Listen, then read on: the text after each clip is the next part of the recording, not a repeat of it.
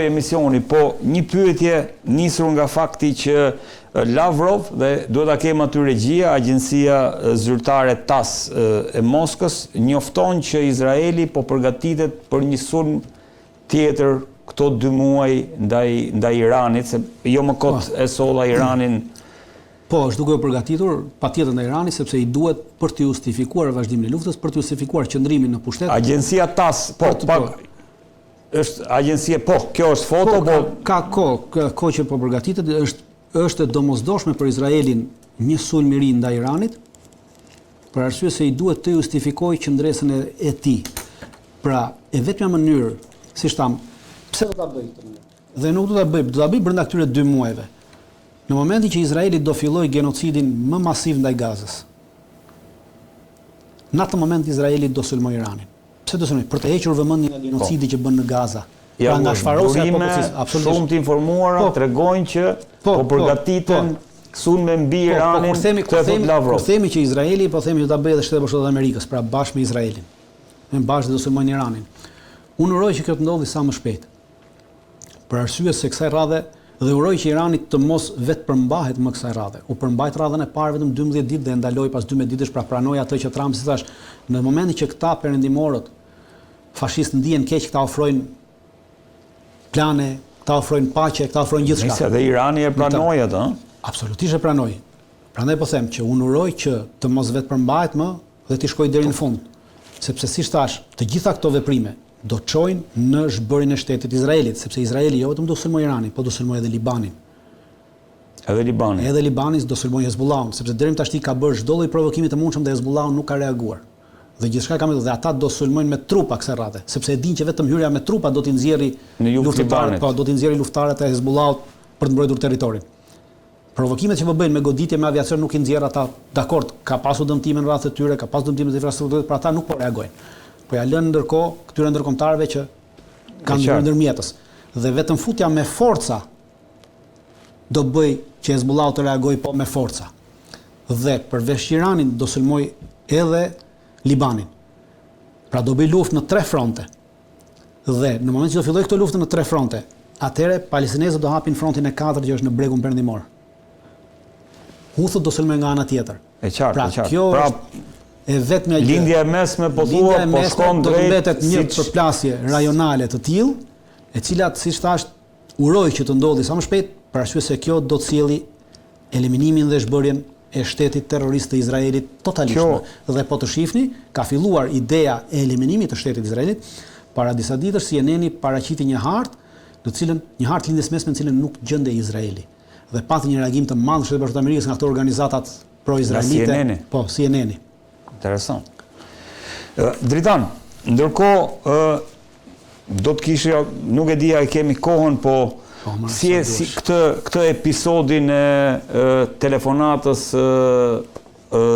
Netanyahut me kryeministrin e Katarit në prezencën e Trumpit, duhet ta kemi atë foton aty. Është një diplomaci teatrale e gjitha që po luhet. Konsiderohet si një Trumpi po shtroi Netanyahun se për herë të parë është shikoj. Po kërkon falje një kryeministër izraelit. Unë kam thënë edhe një herë dhe më vjen keq që po detyrohem ta përsëris. Sulmi ndaj Katarit ka ndodhur me miratimin dhe dijenin e plot dhe përkrahjen e Shtetit Bashkuar të Amerikës. Janë Shtetet Bashkuara të Amerikës ato e cila nuk e vunë në funksionim sistemin patriot të Katarit. Pra e fikën dhe Katari nuk pa asgjë që ndodhi.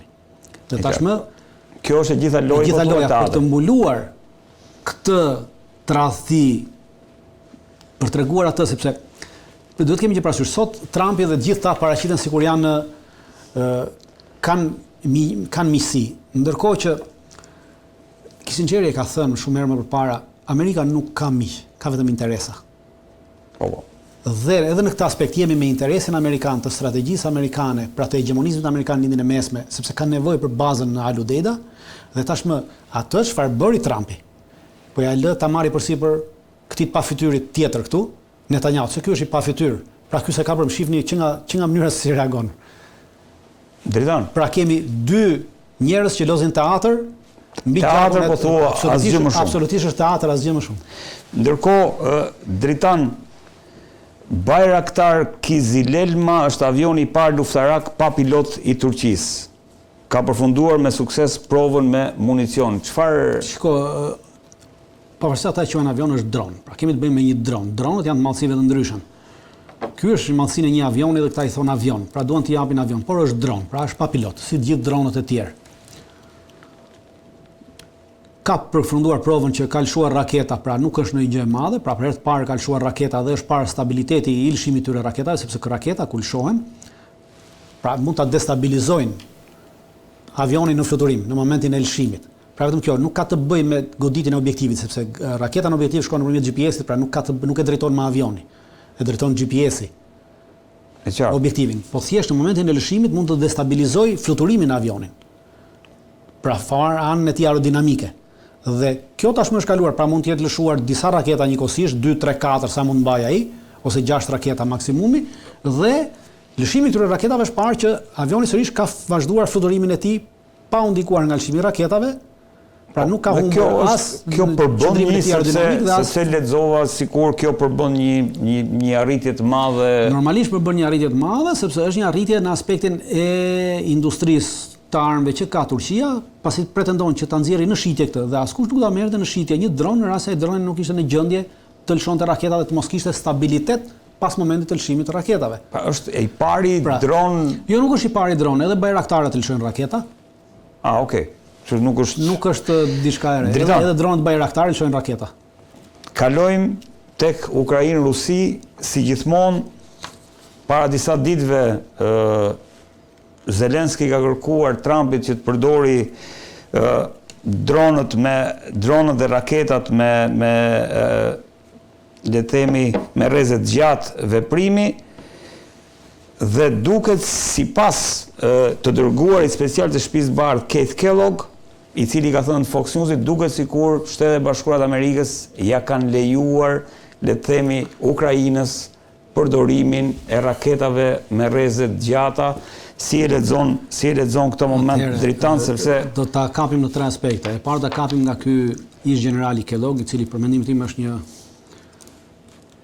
është fatkeqësi e madhe që njerëz tillë janë bërë general.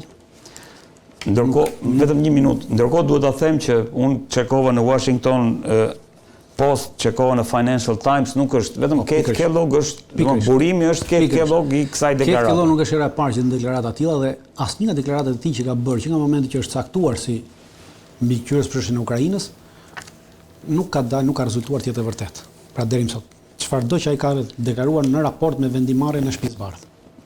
Pra asgjë. Edhe këtë unë marr në rast se do ta merrja 50% e zhvillimit, Kellogg do të marrë një 10%, pra është një interpretim i Keith Kellogg se çfarë ai mendon dhe jo realiteti se çfarë ka ndodhur.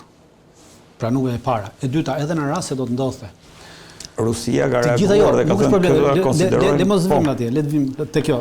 Raketat me rrezë gjatë veprimit. Të gjitha raketat me rrezë gjatë veprimit që ka pasur mundësi të japë Shtetet Bashkuara të Amerikës i kanë dhënë deri tash. Edhe Tomahawk për shembull? Po prit se të vinë Tomahawk. Deri tash janë dhënë të gjitha ato raketat që kanë pasur. Pra që ja kemi dëgjuar emrat fillimet që thoshim që do ndryshonin të, i keni dëgjuar të flitet më për to? Jo, zero. Pse? Sepse nuk kanë asnjë lloj kapaciteti. Dhe vim te Tomahawku. Te Tomahawku nuk është Keith Kellogg ai që e thot, por Tomahawku është zëvendës presidenti J.D. Vance, i cili dori në një deklaratë në një televizion amerikan dhe thoshte që do japë. Së fundi. Edhe te ai zëvendës presidenti këtu kemi një president i cili vepron me mentalitetin e një tetari. J.D. Vance ka qenë thjesht një tetar në forcat marince dhe atje nuk ka mbajtur as armë në dorë përveç muajve të parë që ka bërë stërvitjen se ka qenë thjesht një gazetar. Ka mbuluar shtypin në forcat marince amerikane. Dakor. Dhe me gradën tetar. Tash me logjikën e një tetari, prandaj po them me logjikën e një tetari dhe me logjikën e një personi tjetër i cili për nga mënyra se si flasin është fatkeqësi e madhe që ka gradën e një generali, pra tregon nivelin dhe degenerimin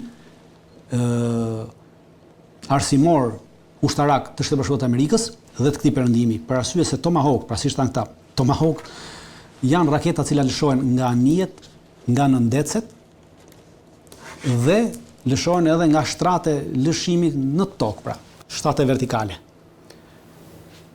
Ukraina s'ka anije, Ukraina s'ka nëndece. Nga do t'i lëshojë këto Tomahawk? Pra çfarë do t'i japin këta? Do t'i japin nëndece? Kuptoni, pra logjika e tyre, është logjika një ushtari. Një ushtari i cili nuk e ka idenë se si funksionon arma, se si funksionon ushtria, po merr vetëm kur vesh uniformën, mendon se i di të gjitha dhe thotë që edhe këtë, po s'ke ç'a të japësh. Pra Tomahawku nuk është raketë e cila mund të jepet, sepse nuk ka nga lëshohet. Dakor, po këta pretendojnë mbi Tajfunin. Është një raketë Tajfun. Raketa Tajfun është një prodhim i ri të Bashkimit Amerikës, e cila ka shtrat lëshues, pra lëshohet nga një kamion. Dhe kjo raketa Tajfun i ka bler Gjermania për veten e saj nga Bashkimi i Amerikës dhe lëvrimi i tyre do të fillojë në fund të vitit 2026 për Gjermaninë. Pra në fund të 2026 fillon lëvrimi për Gjermaninë dhe Gjermania ka thënë që mund të konsiderojmë t'ia japim një set të atyre, një set do me thënë është një shtrat lëshimi, një kamion i cili ka shtrat në lëshimi, një kamion i cili ka kabinën komanduese dhe një kamion i cili ka 8 raketa që i mban në rezervë, pra, që janë për të përdorur. Dhe do ta shohim nëse do e japim Ukrainës një. Pra një set. Po për vete e marrin në fund të 2026-s. Pra, kuptoni ku jemi? Po, jo, unë them si mesazh politik në kuptimin që është mesazh i cili thash më shumë sa politik tregon në qarqet ushtarake, pra në rast se siç e lexon, pra unë po shoh, qarqet ushtarake ruse, pra po flasin për Rusinë. Kur këta njerëz flasin në këtë mënyrë, pra tregon që këta nuk janë kompetent për ata që flasin, nuk e kanë haberin asaj që flasin. Pra flasin broshkulla e docira dhe kjo tregon nivelin dhe degenerimin në cilin ka rënë politika dhe ushtria amerikane. Dhe kur ti mendon gjë tjetër dhe nesër mendon se do përballesh me një shtet i cili po tregon fuqi ushtarake teorike dhe praktike, atëherë kjo është qesharake, pra. Po, ajo që diskutuam merës tjetër, deklaratën e Trumpit duken sikur J.D. Vance dhe Kellogg po e përforcojnë drejtan në kuptimin që nuk pas ka qenë aq. Po pra pikërisht vazhdon të jetë në atë, sepse të flasësh për Tomahawk, domethënë të flasësh për pralla. Nuk mund të jepet Tomahawk, sepse s'ka kapacitetë do jepet. Pra thash Tomahawku lëshohet vetëm nga anijet dhe nga nëndecet. Nëse do ndodhe, a do hynte në luftë drita SBA-ja? A mund të më thoni si do ndodhi? Dakor, po nëse pra, një pyetje retorike, kur këto Tomahawk lëshohen vetëm nga anijet dhe nga nëndecet. Ukraina s'ka as anije as nëndece. Si do ndodhi që ti t'i japësh këta raketë? Pra, edhe kjo deklaratë vazhdon të përkrajë atë të Trumpit që po ju do të fitoni me këto që nuk mund t'ja japim se nuk keni si t'i përdorni. Pra ne do t'ja jepnim, po ti s'do ta përdorësh. Tomahawk sa e kanë këtë rrezën e 2500 kilometra ka. Por ama që gardeti zi mund të po absolutisht, mund ta lëshosh nga të duash, po problemi është nga do ta lëshosh, sepse ti nuk ke nëndece, ti nuk ke anije. Pra të duhet kryqëzor, sepse Tomahawku do kryqëzor ta lëshosh. Nuk do anije do si do, pra nuk do një anije mallrash, do kryqëzor. Ukraina s'ka as anije mallrash tashmë, po e zëm, pra si do ta bësh? Prandaj them që edhe këto deklarata vazhdojnë të mbështesin atë Trumpit që neve ju jepni juve këto. Po s'kemi si t'ju japim juve këto. Se po t'ju japim këto, ju e fitoni, po ju shkoni deri në Moskë. Po si t'ju japim juve këto?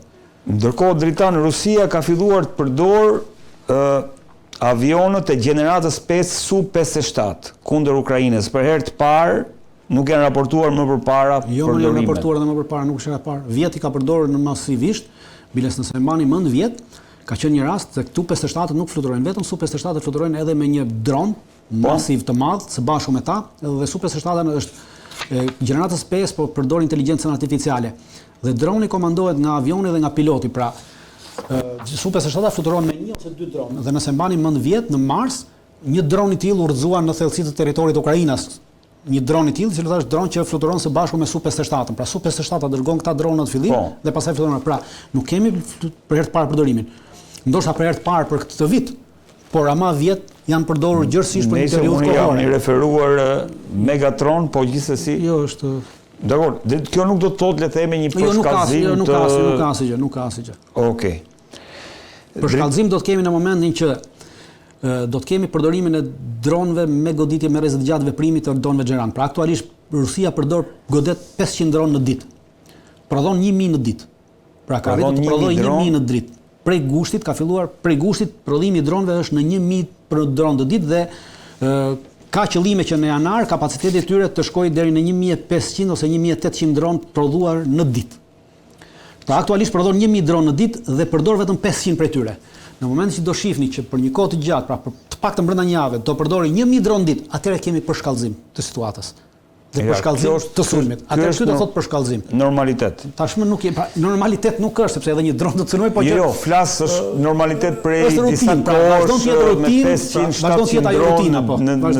Vazhdon ato rutina. Zelenski mburret se ka marrë patriot izraelit Dritan, e parë dhja e pesi lajmë këtë. Po, është e vërtet që ka marrë. Si ta lexojmë? Janë patriot pak 2, janë pak 2 dhe jo pak 3, të cilët Izraeli e hoqi nga përdorimi, sidomos me një vendosi të ishte vjet, pra vjet është bërë marrëveshja në shtator që Izraeli doja jepte 3 bateri pak 2 do ishte nga përdorimi, se nuk i hynin më në punë Izraeli dhe doja jepte Ukrainës. Marrëveshja është bërë vjet në shtator dhe ka filluar lëvrimi si vjet në shtator. Pra është bërë lëvrimi i parë dhe pasi ka filluar tyn, po ato janë pak 2, ndërkohë që janë ka edhe më të avancuara ka pak 3. Pra nuk është se ka ndonjë kapacitet të madh. 3 bateri janë ato që ka marrë. Pra nuk është ndonjë gjë e madhe. Por Izraeli po e përdor politikisht në aspektin për thënë që, më falni, Zelenski po e përdor në aspektin politik të emërtimit. Pra Izraeli po na ndihmon. Po, Izraeli po ndihmon. Ka në këtë aspekt. Izraeli ama do kemi një gjë parasysh që nuk i ka marrë direkt nga Izraeli. Pra shikoni si ka ndodhur. Realiteti është ky pra. Qëllimi është që Zelenski kërkon në këtë moment të fusi në sherr Izraelin, të prishë marrëdhëniet midis Izraelit dhe Rusisë. Prishja e marrëdhënieve Izrael-Rusi do të thoshte acarim më tetër marrëdhënieve Rusi-Amerikë. Pra kërkon që Rusia të dalë me deklaratë, pra të reagojë ndaj kësaj, të reagojë ndaj Izraelit, ndërkohë që shitja nuk është bërë direkt, dhënia nuk është bërë direkt nga Izraeli te Ukraina. Është bërë nëpërmjet Shtetet Bashkuara të Amerikës. Pra Shtetet Bashkuara të Amerikës i riblen këto nga Izraeli dhe në paketën vjet që u vendos, në paketën me Bidenit u vendos që t'i jepeshin, pra është bërë në këtë mënyrë, nuk është bërë direkt, por po përdoret për të shkaktuar këtë përplasje, pra diplomatike në mënyrë të shkojnë nesër në një përplasje tjetër. Nuk e di ke The Times of Israel apo Israel Hayom, nuk di ku e lexova, po Witkoff thoshte që nëse me planin Trump arrim ta zgjidhim situatën në Gaza, kjo do të çojë më pas edhe për, domethënë bënte një lidhje midis Gazës edhe Ukrainës dhe prandaj më shumë e kisha në këtë kuptim e kisha pyetje. Nuk besoj që ka lidhje midis Gazës dhe Ukrainës, nuk ka asnjë lidhje midis Gazës dhe Ukrainës në këtë aspekt. Dritan, do ishin futur pak tek Moldavia në fakt, sepse fituan forcat pro-europiane me një fjali. Jo, nuk fituan forcat pro-europiane i vodhën zgjedhjet, i manipuluan ato. Ja, këtu është Witkoffi do iki. Evropa i manipuloi zgjedhjet për të fituar ato, për arsye se në krye të pushtetit në Moldavi është një femër e cila ka qenë drejtoresh në një nga filialet e Bankës Botërore. Pra i përket kraut globalist pro luftës. Dhe u manipuluan zgjedhjet në aspektin që një javë para zgjedhjeve ju hoqet drejta nga pjesëmarrja në zgjedhje të partive pro-ruse që janë atje. Janë 3 partitë për të cilat u ndaluan të marrin pjesë në zgjedhje, pra kjo tregon që Evropa është e friksuar nga u ndaluan të marrin pjesë në zgjedhje. U ndaluan të marrin pjesë në zgjedhje, sepse ato rrezikonin të merrnin 30 deri 40%. Pra dhe po të merrnin 30-40% automatikisht binte kjo pra. Dhe plus në Rusi ndodhen diku rreth 500.000 shtetas moldav të deklaruar nga Komisioni Zgjedhor i Moldavisë dhe atje u hapën vetëm 2 qendra votimi. E qartë. Pra ky është një manipulim total, por ama kur, siç thash, ky perëndimi neofashist kur i manipulon për hesapin e vet i quhen demokraci, kurse kur të tjerët i manipulojnë për hesapin e tyre që janë kundër tyre e quhen autokraci. Në fakt që kemi autokracia ndaj autokraci këtej. Do të bëj një pyetje në fakt, do ta po patëm kohë ta trajtoj edhe këtë që kanë planifikuar, por kjo jashtë planit në lidhje me këtë vendimin që generalet amerikan po mblidhen aktualisht, domethënë është mbledhja më e madhe. Është për herë të parë ndodh në historinë e Shtetit Bashkuar të Amerikës që Shteti Bashkuar të Amerikës, pra Departamenti i Mbrojtjes, mbledh të gjithë generalët që ka në forcën e saj në Shtetin Bashkuar të Amerikës. Nuk është ndonjë, pra si veprim, është një veprim që ndodh për herë të parë dhe është diçka e jashtëzakonshme. Kjo nuk ka të bëjë as me atë frikën e njerëzve se do shkojmë drejt një lufte ose po shpallet një luftë e re, për arsye sepse ata që flasin në mënyrë të tillë dhe ata që analizojnë në mënyrë të tillë nuk e kanë idenë si funksionon ushtria dhe si funksionon lufta. Në ushtri qoftë edhe për një stërvitje, jo më për çështje lufte, për një stërvitje, planin e stërvitjes e din vetëm një numër i caktuar, pra ata që e kanë bërë dhe ata cilët do ta implementojnë. Pra është, nëse ushtri funksionon fjala I need to know basis. Po, ja departamenti I luftës. I need to know basis, do të thënë që vetëm ata që kanë nevojë ta dinë. Kurse ti këtu po mbledh të gjithë generalet dhe Shtetet Bashkuara të Amerikës kanë në total 1131 general. Nga 1 deri me 4 yje. Pra 1131 general. Po. Janë total. Nga këta